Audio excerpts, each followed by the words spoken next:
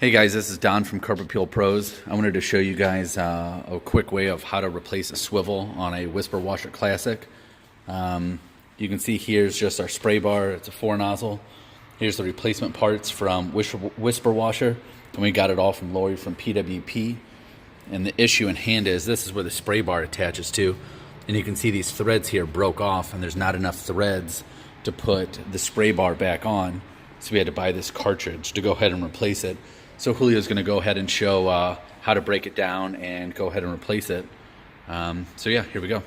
All right, guys. So basically, in the gist of it, you want to take off this casing here that holds in the bearing for the actual spray bar.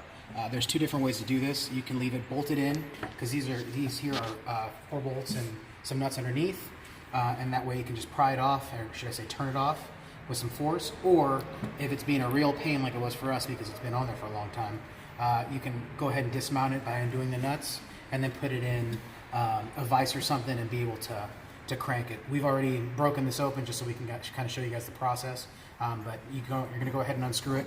The casing screws in over, so that's the easiest way to do it, if you can do it that way, is unscrewing it that way by hitting it right here and just doing what you got to do.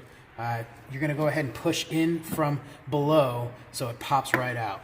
So here's our issue right here, is it's snapped off here. The thread should be about a couple millimeters longer, and it just snapped right off. So it's a common problem when you hit a rock or sometimes a hose or whatever it may be, but that's why we get these replacement swivels with the bearings and everything. So here's the new replacement right here. Exactly identical, good to go. So you can see the difference in the threads. So here there's a lot more threads than there is here. So basically what we're just going to go ahead and do is slide in the new replacement. I'm going to go ahead and take a little bit of this grease here. I'm going to slide in the new replacement. Make sure it's really nice and tight in there. And then this O-ring is really nice, so there's no issues with it. This also comes with a new O-ring in it as well. So it's really whatever you want to do, if you just want to save it for just in case.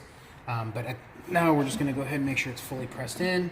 Here you can see it's got a little give, so once you go ahead and tighten it down, it's going to go ahead and compress all the way, and you'll be able to see it with the holes lined up in there.